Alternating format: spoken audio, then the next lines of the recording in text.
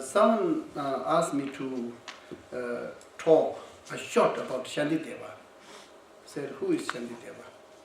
So I have to say a few words, and most of the senior participants, I think they know very well. But then, of course, we have some fresh participants. For the sake of this, I will say only just few words, so that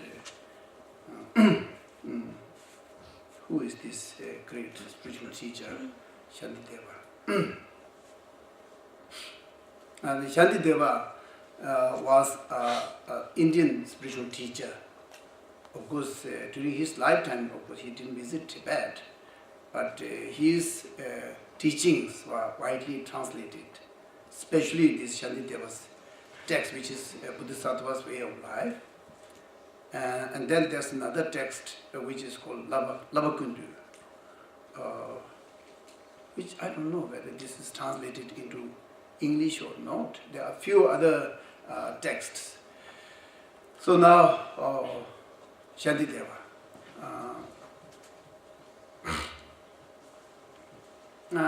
I think his way of, I don't have to tell all the father, mother, all these things, just go straight, few words.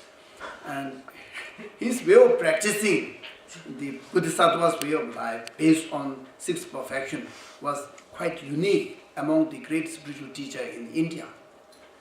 Why it is very special? He practiced without showing to anybody. And when he was in the university, Buddhist university, and he was practicing and studying and everything, but he didn't show to anybody. And his small room, of course, was having so much activities, meditation, so much within him, but he didn't show anything to other classmates or university mates. He didn't show anything. He almost showed that he didn't do anything there. He's just sleeping, first thing, and then he eat, and then he throw his excretes. So there's three things he does at that time. Yeah. So and then everybody labeled him as a Dushe Sumba. Dushe Sumba means a person who knows when to throw the excretes, a person who knows when to eat, and one person who knows how to sleep.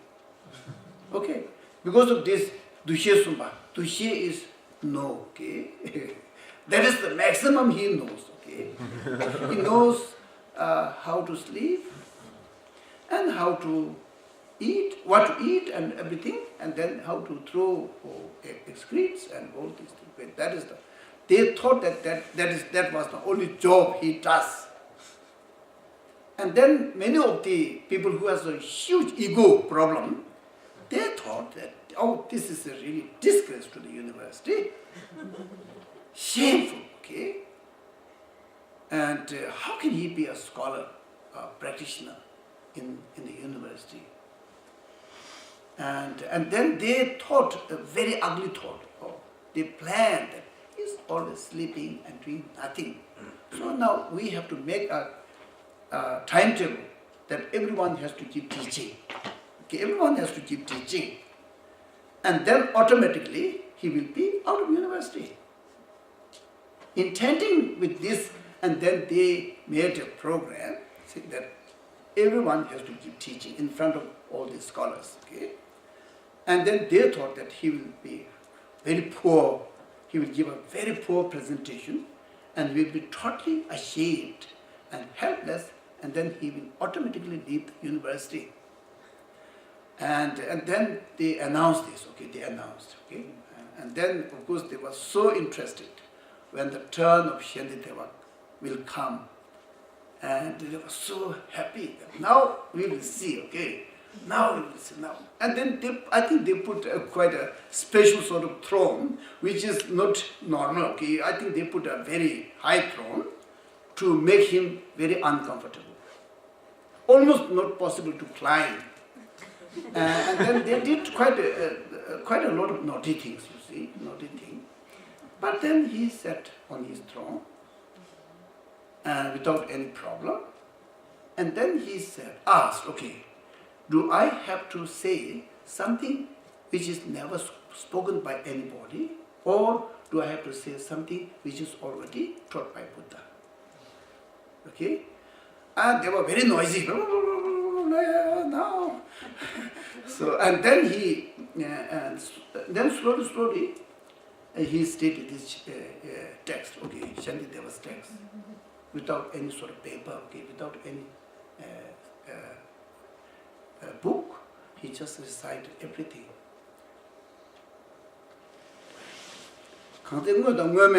This is the words. When he reached to this text, and then he slowly lifted himself up from the throne, okay, and then he disappeared. And then he landed in another place, okay, he landed in another place. And those people who listen, okay, they say, oh, this is very good, this is very good. They listen. And up to the 9th chapter, there was no controversy. They say, okay, there's 9th chapter. And then someone heard, and that's another 10th chapter. That was a little bit controversial.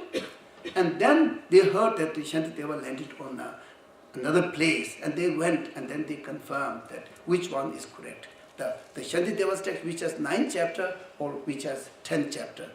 And then he confirmed that there's a 10th chapter, and 10th is mainly the dedication, Bodhisattva's dedication. And then they all came to know. Then they went to his room. And there are so many things in a small wall, between the wall and between the room. There are so many scriptures and so many texts which is written by him. I don't know, because this in the history they say in the Pandita Yigatamo, means Pandit, okay, is a scholar or learned, and then so they have their own sort of way of writing. So you got many, and because of this they accumulated another text and so on. And then they really earned a lot of respect to him, and they also requested him to come back to the university.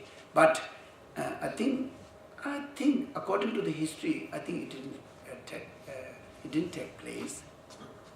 So that is who is Shantideva. And then now the most important thing is if we study his text, and then we really know who is Shantideva. His text is widely used all over Tibet, all over Tibet. And there are so many commentaries. This is one of the commentary.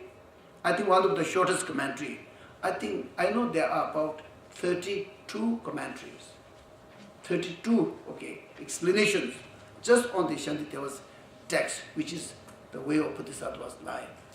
I think there are about 32, at least, I know.